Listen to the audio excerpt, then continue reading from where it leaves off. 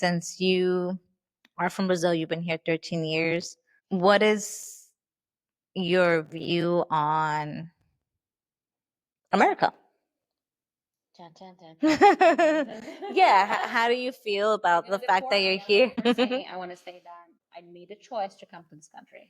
It is the land of. I decided to come here to study, and I knew this was the land of opportunity. Right? I knew that I would be able here to pursue my dreams. Sure enough, I am. 13 years later, this would not happen in, I would say, many places in the world. I don't know about maybe some place in Europe, right? So that's the biggest advantage. The second biggest thing is Americans are open. So when you go to Brazil, right, and you are like, from somewhere else, like people make jokes about you, like Brazil especially, like we're very like Believe, but no, joking way. Very, very funny, funny guy. we judge. Americans are just like, you guys are so used to having everybody in your country, right? That you're kind of open to it. And that's interesting. It's fascinating to see the whole world in one place. There's nowhere else in the world that you're going to walk on the street and see every race, every religion, and every country. And hear every language. Every language, right? It's crazy. And it's enriching. It really makes you grow as a human to be around all this culture. So it's very cultural. I love that. The part that's tough and very challenging is definitely like the culture. Americans are colder. Like if you think about Brazil, what do you miss in Brazil? Girl, I'm from Rio. The warmth. I was born in São Paulo, but I was raised in Rio. You miss your neighbor, right? You know your friend. Like it's a Tuesday night and it's 6 o'clock and somebody's gonna call and be like, hey, I'm gonna stop by for beer, and that's normal. And you're gonna be drinking beer until 10 p.m. and then you have to work next day. That's fine. And then during lunch on a Wednesday, you and your coworkers go to the bar and have lunch together. And it's lunch, rice, beans, and steak, not like a tuna sandwich.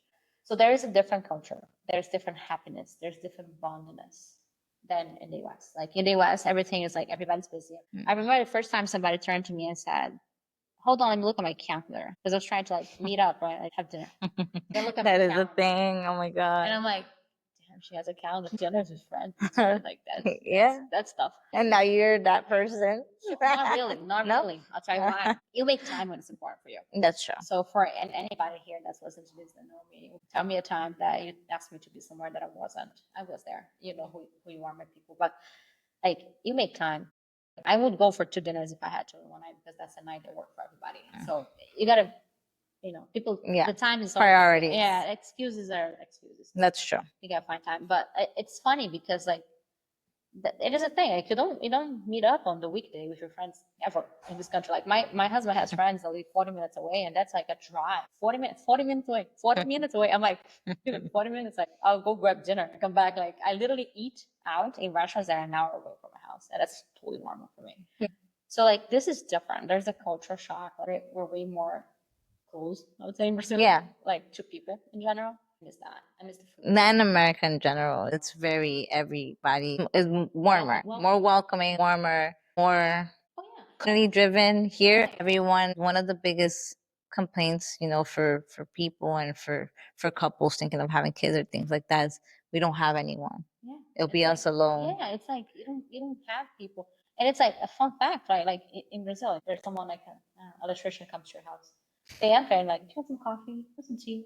I'm making lunch. Want to have lunch? Like, that's a normal thing. I'm not even joking right now. You literally offer lunch to someone coming to your house to perform service, right? And sometimes they're like, yeah, I'll have lunch. Or like, yeah, I'll have a coffee.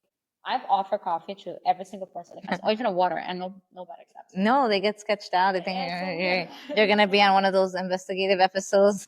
Woman killed me for fixing her electrical panel. And it's Brazilian coffee. And that's the thing, too, the distrust in this. Yeah. So this is not great. I don't like that part. I do like too that I think it's good in America is like the safeness, right? So why did you leave Brazil? Right? You had a good life there. It's not safe. I'm not gonna sugarcoat it. Brazil is dangerous. I don't take my son. Barely go on vacation there now. Man, has it gotten worse? Rio is terrible. Rio is really dangerous, right? My friends there drive armored cars. They have security. Their kids are tagged. It's crazy. I don't love it. Everybody's in gates and it's nuts. So I don't like that. I like how safe it is here. You can park a car somewhere. Of course, there's bad areas. Yeah. I lived in some. Yeah. Don't come here and tell me like, oh, you know what you're talking about. America has bad places. I lived in the hoods. I lived in Newark, New Jersey. I lived by a project. Yes, my car got stolen in the United States, but I'll tell you, it is 100% times better than Brazil. I've been to Kensington, Philadelphia. I've been to Minnesota. I've been to some rough neighborhoods in this country, and I'm telling you right now, nothing's like Rio de Janeiro. It is dangerous. I need to go anyway though. Yeah, that's true. I haven't been since I was 2. You have to. So I have to. If you're Brazilian, it's easier too. Yeah. But it's like safety is a big thing. I love safety. Yeah. But it's a cultural shock. It's always going to be a cultural shock. No matter where. No matter where. If you went somewhere else, it would have been the same thing. Yeah, I came late, right? I came, I was 24. So my whole life was in Brazil. And for me, it's like I was 6. So for me, it's. You're more American. Yeah. Just like that's a whole different world. Yeah. Different times. And you were able to be here legally. Yeah. So you're here legally. Yeah, I always say to people, like, there's also that question, right? How did you come here? And I'm like, well, I did not fly Cactus Airlines. I didn't cross the border. I came with Cactus Airlines. Cactus Airlines. Yeah, I came with a visa. Which I have a lot of respect, for people that are endangering their lives for a better life. I wouldn't do that, but I came with a visa. I came to study, right? So I came for engineering. For the United States, it was very good. For them, it was a big deal, right? You're bringing engineers, someone that's going to study STEM as a woman. Yeah. So the doors were open for me. So that made it easy. The whole immigration process was much easier. Some people probably wouldn't have that lever, but the STEM degree helped. And then I got a job and then sponsored. And a lot of people do that, and there's always the argument, well, they're not kicking out all the, I don't know, Russians, Japanese. And it's like, one, there's no border that they could easily cross. That's one. Yeah. So it's harder to get a bunch of Europeans crossing through Mexico when they don't have the access to it as easy as Mexico does. South America in general. It's easier to get from South America to Mexico than to do all that elaborateness. So that's one. And then also they usually seek such programs that you mentioned for visa, student visas and things like that. Yes. Because it's funny because like you come here to this country, which is not your country, right? Not my country. Yeah. I came here to make it better living for my family. Yeah. I gotta give it back. Right. It's not like you just come here, use it, and abuse it, and then get caught and kicked out, and then it's like you're crying and shocked. Yeah, like you came here and just abuse the country. Right? Yeah. So contribution is important. That's why I said the STEM degree. Right. I hear people like, my dream is to live in America and study. Make yourself valuable. Yeah. If you make yourself valuable to the United States, you'll be fine there. Tell me, you're right. So that's important. Like the army, I always talk about that. I was like, tomorrow if they said we're going to legalize every immigrant, but you got to serve in the army for 3 years, would everybody do it? I know. Probably not, right? Because it's much easier to be like, oh, I just want the benefit. So I'm not against immigration at all. I do think everybody has their rights to try a better life. Yeah. But you also have to understand that there is a way to there's ways and then there's ways, and it's the ways. And people, if I ever say something like what we're saying, some people are like shocked. Like, oh my God, how could you? Yeah. How could, I'm like, because one, my parents had the utmost respect. My dad wouldn't even get a parking ticket, God forbid. Yeah. He was just very respectful and careful because he knew that at a certain point in time, it was borrowed time, and my mom too, and you're in someone's home. It's not your home. You could F around and find out, but then don't cry about it.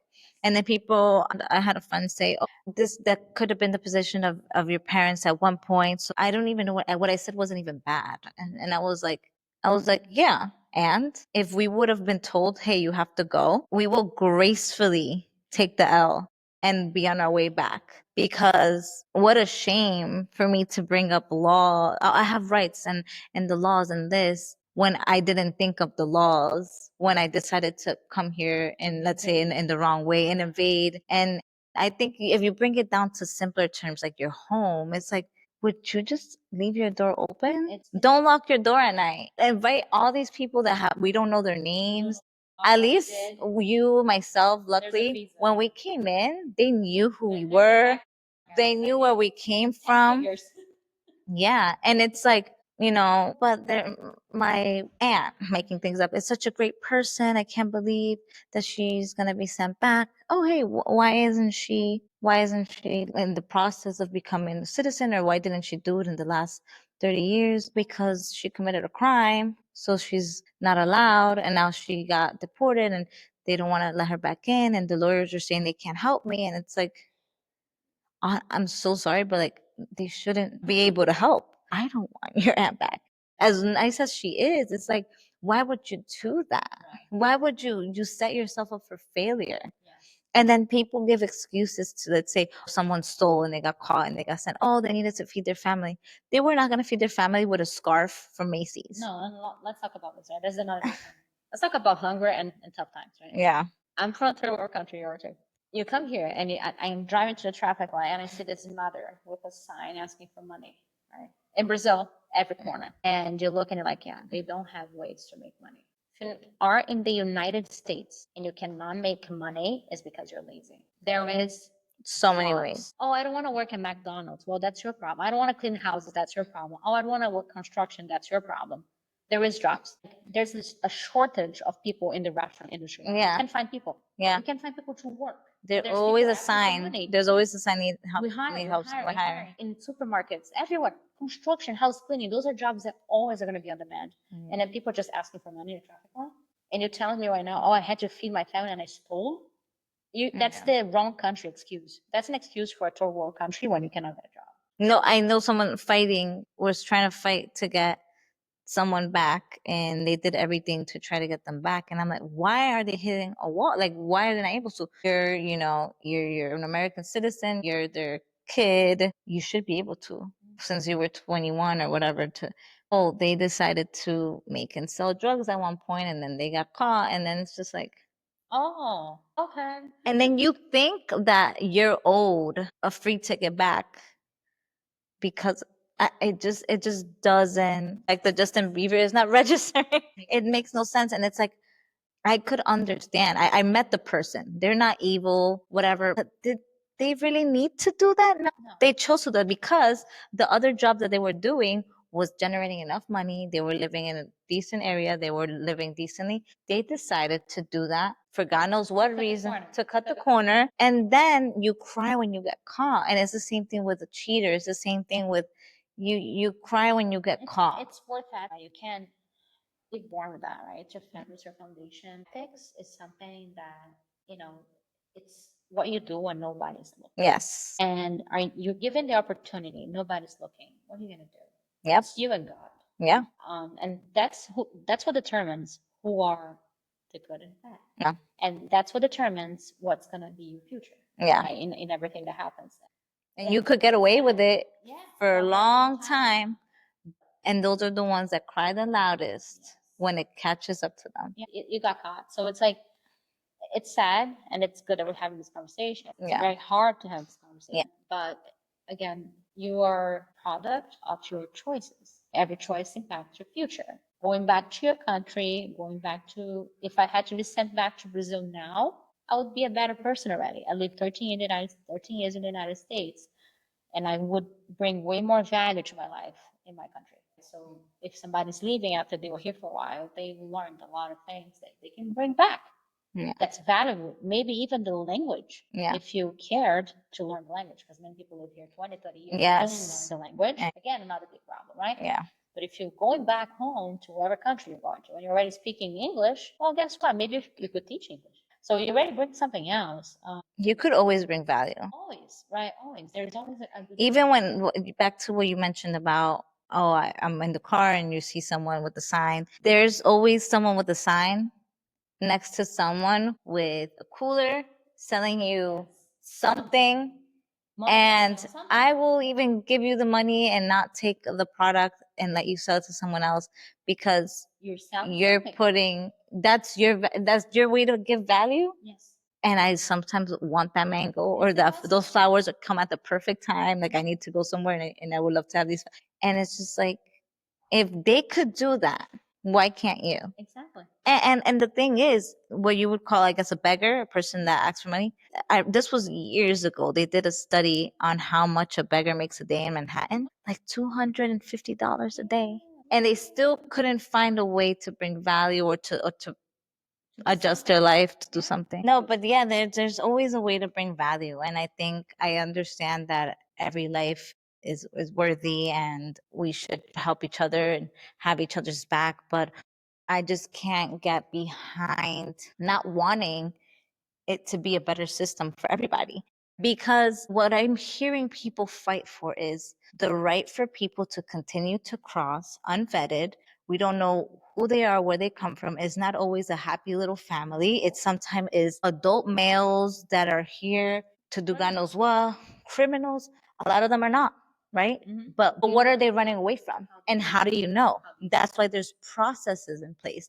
And my thing is, we also know the horrendous conditions of crossing. The people running those crossings are like what, cartels, all those people. You owe them money when you get here, or unless you paid for them, and they will come after you, and that causes danger here. You know, people put their kids through that, and their kids get raped all the time. people die because of the conditions. It's not a walk across a little park. It's like, why would you want people to keep going to this option that is the worst option for everyone? Is the worst option for them mentally, physically, in every single way. And then it's also the worst option for the people that are already here, because you don't know who these people are and the way they could come in themselves. Drugs could come in, arms could come in, bad guys could come in, and it's just like, why don't we avoid that? And if you care so much, find a solution. Make some kind of headquarters in all these other countries where you give resources on, like, listen, you're good at this. We could put you in this program that could bring you into the States. You're really in danger. We're gonna first put you in a protective space while we process you getting out of that danger. You're hungry. We could give you these resources, and then you could do this. We could help you build this. We could help. There's so many options, but we keep going to the option that is, well, no one's illegal on stolen land. It's conquered land. This is the way the world works. What do you think? Mexico speaks Spanish. Oh yeah, this is Conquerland too. Yeah, you pay, yeah, and just live on it. It's like indigenous land. And there's like the squatter situation when it comes to real estate, and some people think that they have a right to just stay in someone's home. Oh, landlords make so much money. Are you serious? Some landlords only own one investment property and it costs them so much, and they're keeping up the cost, and they're repainting, and they're doing all this, and then they get a bad tenant. They don't get paid for. And guess what? They work to get it. And it's like a jealousy, it's like an anger towards people that are working hard because you don't want to or don't know how to. Generating value. Like, Yeah. there's this hate towards the millionaires, right? You know, Yeah. like this thing. Yes. People just hate that. Well, you are an entrepreneur. You need to give us your money. Yeah, like I heard someone like saying that they gave his money away. I'm like, It wouldn't do anything. right, and he adds way more value to the country and to people generating jobs and everything than just donating money. And you're ordering Amazon as you're saying that. Right, exactly. So if you really hated him and you really don't think he deserves the dollars, you don't use the product. Find your method of getting it better, quicker, And faster. if giving money was a solution, people that win the lottery will be rich forever. It's not And they're the case. main ones that lose it all and end up in a worse place. Right. I think it never helped. No, You but could it lead the works horse to for 'em. water, but you can't make it drink. You could, what is it? Fish for a guy for a day, and you feed him for a day.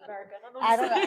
But I know the one of the fishing, right? So you feed a person for a day, and they eat for a day, but then you teach them how to fish, and they could eat for a lifetime. Exactly. And it's just like, there is solutions to this. We can't solve every single problem in the world when we already have problems here that we can't solve. But there is ways to it, and there's people doing it every day. There's just like, these companies that you're working with now, that they created these nonprofits for animals. Yeah. They saw an issue, a problem, and they found a way to create something where they could help, and people could donate at their own will, and people volunteer their own time and money and efforts. And I think there's so many ways to do that, and I think everyone wants to help. But I think bringing it back to what I said in the beginning, we keep emphasizing on all the problems. We're aware of that. We know that all these issues, there's so much in everything: pets, humans, war, hunger, poverty, danger, whatever. There's a list, on and on and on and on. But we keep talking about it, but no one it's giving solutions, and that's all we need. Yes. Yeah. And we're so safe and so bored and so at peace, like you said, that we have the time and energy to just talk about it and whine about it and not do anything about it because we're still good. We have a roof over our heads. We're safe. We could eat. You don't know what the struggle is. And I think people in the struggle, they're the ones having to figure it out because we're just speculating and talking about it and rights and this and that, but Right. yeah, It's so crazy world right now. it is. I think it always has been, but we're just emphasizing on things. We're just seeing it more. There's social media. Yeah, it helps. And then there's algorithms, there's views, and you know, once a person is set on one way, that's what their feed, that's all they're seeing, and it's stressing people out. Oh yeah. One fun fact, right? Like Hmm. I don't watch TV. I didn't have a TV for many years. I met my husband and he's a big sports guy and he's like, we need a TV. I still don't watch TV because my son watched TV, the Elmo, Sesame Street. But one of the best things I've done in my life is to not watch TV. I do not scroll social media on things that don't add value to my life. I do fashion. I like fashion. I like fashion a lot. So I do little the influencer stuff.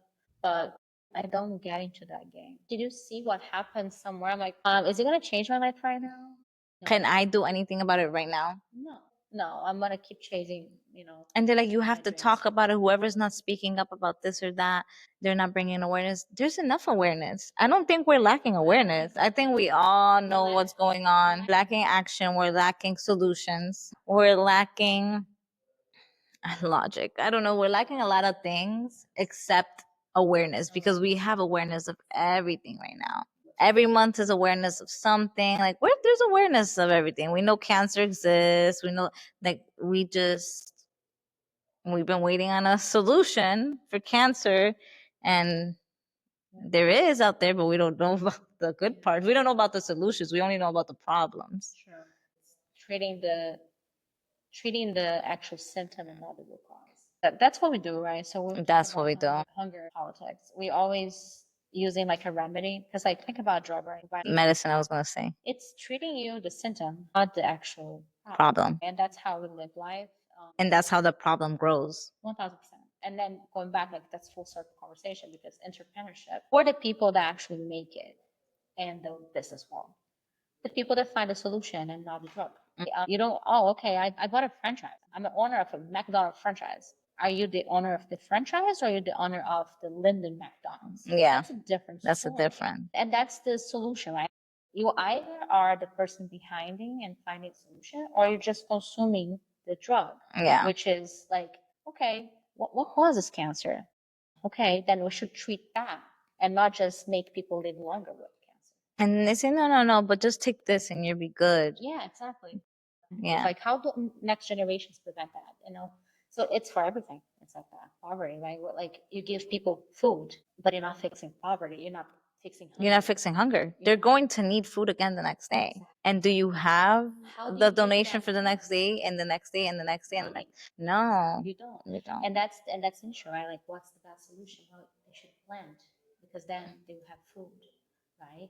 So they should have a cow. They farming, right? So like these are solutions. There is actually a company that I have donated for that they donate. Your donations go towards giving a family a goat or chicken. Exactly. And then with that, they feed their family. They could sell the excess. And it's just that's a whole different. That makes when they explained to me, I was just like, yes, I could get with that. That makes sense. Then you chasing me down for cancer research, which listen, I get it, understand. Trust me, it's touched my life personally. I get it, but I know they're not finding a solution, and I know that the things they're recommending on that very website are not helping cancer. Is probably making it worse. So it's like even for a headache, I'm just like, you don't get the headache and think about what could I take my head. Maybe I'm crazy, but I'm just like, I'll drink a glass of water. Maybe I'm thirsty. Yes. I will. Maybe I need a nap. Maybe I need to breathe. What is your body telling? What is your body? And and we're smarter than we keep doubting ourselves and how much we know, especially about our own selves. We're feeling it, and I think we just made it into this this world became, especially America, I think, or I think the world now, where it's like this random guy in a white coat, he knows better for you than you. He'll talk to him for 2 minutes and he's like, oh, you have to take this and do this and do that and that. But he doesn't know anything about how do I solve the fact that I keep getting this headache. Yes. Let's investigate why is your body keep your headache. And it could be a million things. Like I said, it could be you're thirsty, you're overwhelmed, you're hungry, mold. Like the craziest things could be the reason for it. And guess what that Advil is not going to do? It's not going to hydrate you. It's not going to take away the mold in your, behind your walls.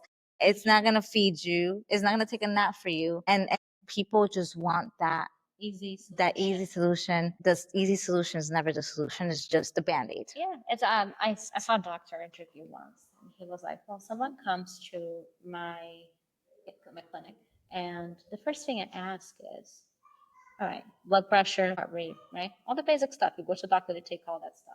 And then he sits down with you, and he's like, okay, how many hours do you sleep? What do you eat? Do you exercise? 90% of people will say, oh, I don't sleep that well. Yeah, my diet, especially in the United States, right? The diet's not great. And I maybe exercise. Well, then when you do those three things, you come back to me. Because like, if you're not doing the basics for your body to function, then you just want a drug. That's what you want. Yeah. Right? And if you don't give them the drug, that doctor was horrible.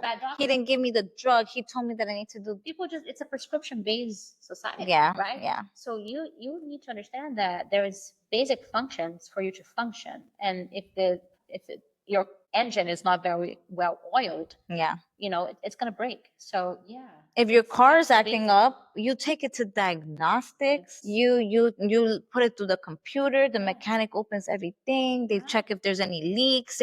But we don't do that with us. It's like, okay, I know this takes away pain. This drug covers this. This changes your chemical balance to make yourself believe that it's not that. And it's just like, and I've always, I mean, my mom, so she's a doctor, she's a medical doctor. She went to school to become a doctor. She became a doctor in general, and she had her clinic and she worked in hospital, and she realized that just wasn't the world for her, because she noticed that very early on that we're not solving we don't have solutions here. We're just covering up problems. And then a lot of shady things that they would come to her clinic and say, hey, we noticed you haven't ordered this medication in a long time. She's like, none of my patients have needed it. And they're like, oh, well, so and so donates X amount and he's already winning a trip and a car and this and a bonus and this and this is Colombia.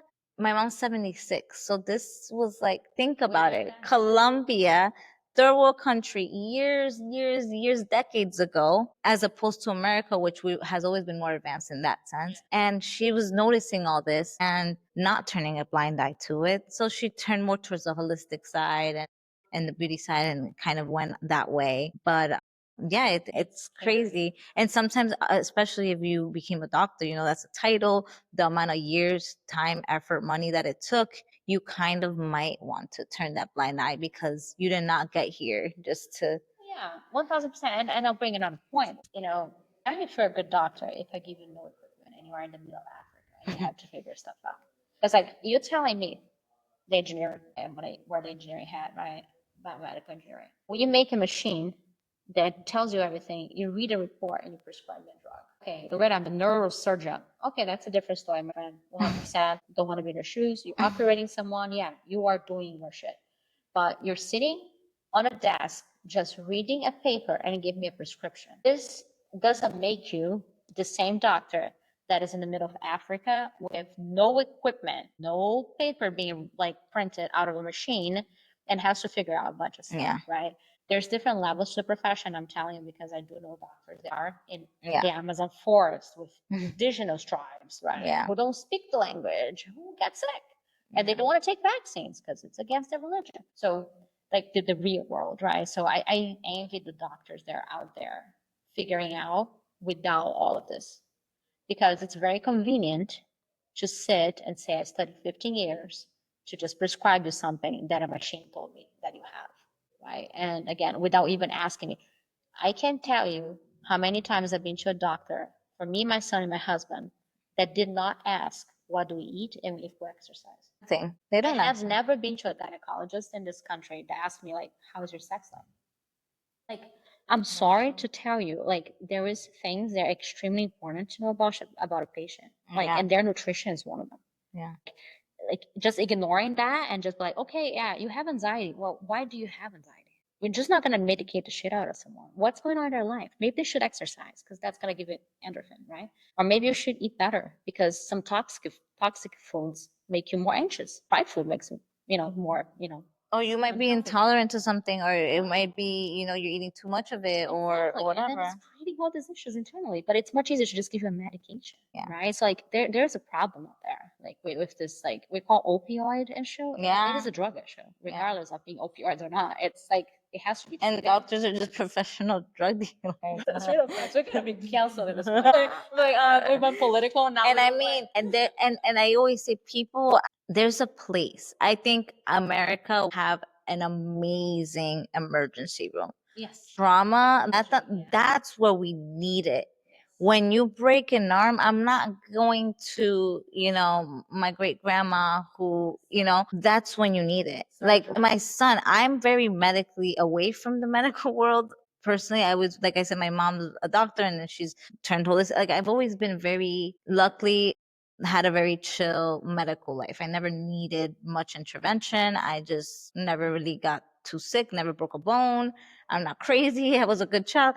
So, but I knew that when there's a time and place for it. So when my son, obviously he needed these things, I'm so grateful that we have it, because his condition, what he had, he wouldn't have survived in another country, or even a couple years, like a few decades back. Like there was no solution for that. Those kids, they just waited for them to die out, pretty much. So I am so grateful that we do have the advances in certain places where they are needed. The problem is when we just rely solely on like the technology, the advances, and we think that just because it's newer, just because it's science, just because it's, the doctor said it, that it's superior, when for a lot of things it isn't. Because if it was, people wouldn't die. Then I say like, why do you need a Latino wife? And then the guy says, because somebody has to tell the server I ordered mashed potatoes and not French fries.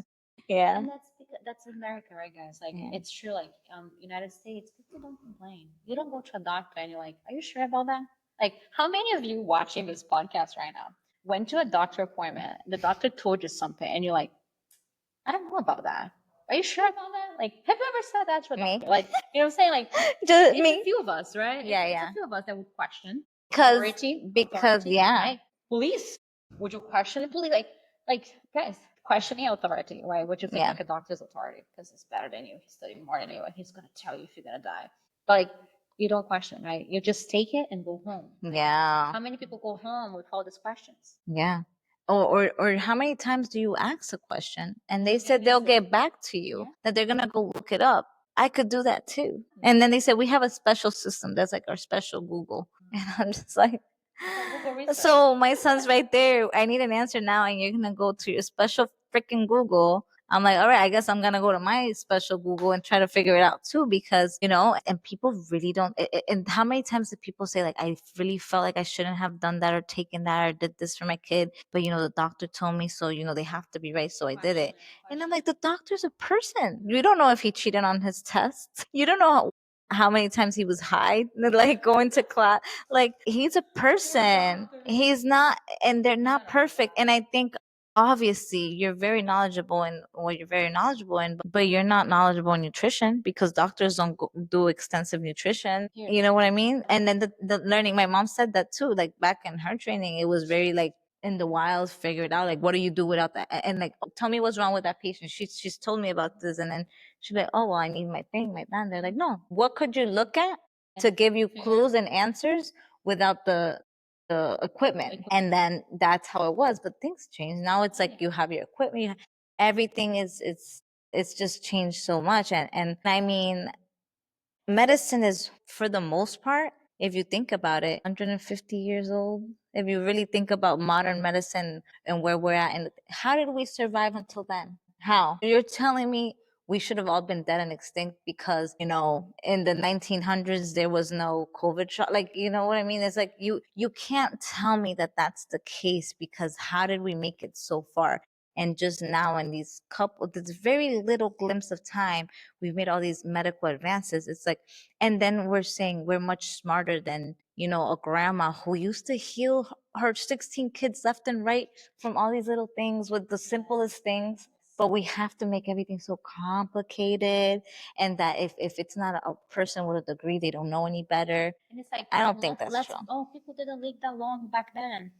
Wow. But now they live long and they are unhealthy. Sick as hell. I don't want to live long with a diaper. Oh, they're 9 years old and then in nursery home. Yeah, I don't want to live long if I have a diaper with poop until somebody changes me. Right. It's like, it's interesting. It's definitely interesting. And you know what's funny? I went to Boston, to Salem, and and then we did, those like Halloween season tours, the witch, whatever. And we went to a cemetery, and then someone said, you know what? You know how they say like, oh, we didn't live that long back then? They were like, that's kind of a misconception. If you look at the tombstones, these people lived relatively long. The thing was like, if you made it out of childhood, like if you didn't die off something in childhood or whatever, you lived normal long life. And usually the things people die for had less to do with like health and more to do with just like life and things and war and like So they were like, if you look at the tombstones from these times, some of them lived relatively what you would call a long life now. But what it was is like, if you made it past a certain age, then you were kind of like in the safe zone and you could live a full life. Yeah, nutrition, exercise, right? Yeah. And I think there a lot of practices, a lot of medical professionals are trying to marry the two, or trying to marry multiple different kinds of methods to a healing, right? So there's a lot of centers for certain things that are incorporating therapies that are either they're old but are new in a medical setting, or that were considered, acupuncture, chiropractor, even for addictions, they're trying to incorporate mushrooms or like psychedelics and things that, that are like drugs are crazy. Hopefully we keep pushing forward with that. A lot of people are really trying. It just takes those few doctors who really just are open to it and try to incorporate it all together. But yes, there's definitely a need. And I always get the, oh, well, if you're so against this, then never go to a hospital and die. I'm like, no, there's a purpose for the hospital. Everything has to be extreme. It's like either you use it for everything and you live by it and die by it, or you never use it again. I'm just like, I like to use the best of all my worlds. I was like, birth, I'd rather be home. To me, it's not an emergency. Like I said, if I break a leg, I'm going to the ER. I'm not gonna go and try to like bandage it up myself and people say, oh, you're gonna put essential oils on. Like, no, like it, there's a place for everything. And the thing is, when you abuse the things that were created for good, you could cause harm. Yes. We're at a point in Brazil, especially too, with, let's say, C-sections. Everything's a C-section. Yes. And they've abused, and that's where the harm comes, because it is not always a place for C-sections. That is true. You know what I mean? There's a place for things. And when you neglect that, when you just do it for your own convenience, because it's easier and faster to just cut you open, get it out, and go to my dinner plans as a doctor, that doesn't mean that that was the best, safest way. You could miss something. People are allergic to the anesthesias or whatever they use, the antibiotics, whatever. So it's just like, it's dangerous. And people say like, oh, but it's dangerous at home. Yeah, of course it could be. But then if it wasn't dangerous in the hospital as well, then we would never have mothers die or babies die. And we have that every single day. And it's unfortunate. So it's like, choose your safe. Choose your heart. And then choose your heart. Yeah. We really went on a tangent. on a tangent. Covered a lot of ground. Covered a lot of ground. And I'm glad we did. I think that was great. I think the theme is definitely find solutions. Let's find solutions. If you have solutions, let me know. I want to know. I want solutions too. If I figure out a solution to something, I would want to share it as well. I think that's just where we're at. We need to be kind, be open-minded, like from everything we just said and on. Be resilient. Respect other people's opinions. I'm different than yours, and you don't Yeah. have to be enemies. Yeah. And you'll never find someone that has 100% the same opinions as you in every single thing. 1000%, that's true. But you still gotta live in society, right? You still gotta live. And we relate more than we're different. We all have to eat and sleep and shit. Exactly. It's the So basics, right? we all relate more than like the little differences. You prefer red, I prefer pink. Like just that's just nothing. And when worse comes to worse and you are in the trenches in the war, we're all one. Yeah. Yeah. That's why people come together in disasters. 9/11, no one was asking, How much you money know, you who make. you voted for. Exactly. Yeah. Yeah, like, oh, you don't have a degree or no one's asking When that. there's- Yeah. And you're there, and you go back to the basics of humanity and that connection and that want to help, to be a part of community and to really to give value. We always go back to that. How can we help? How can we help? Do you need a hug? We always go back to that when there's a problem. And I think we should just do that all the time. There doesn't have to be a tragedy in order to come together. To bring people together. You know, someone doesn't have to die for you to give them flowers. Yeah, that's true. You know? Yeah. That's a good point.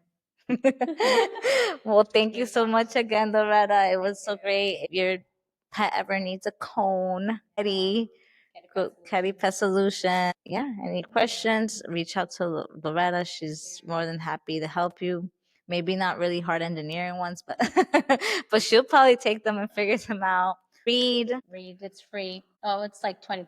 It's basically free. There's free now. Go to the library. Yeah, exactly. Serve for some time. Then I mean, there's no shame in that. You had a whole career. You were a business owner, and you were here putting plates for someone else. And I don't care. I'm Make your just thing and just stop caring. yeah. Nobody pays your bill. Yeah, exactly. Okay, you could judge me from your table, but I got money and I could pay my bills and I could fund my business.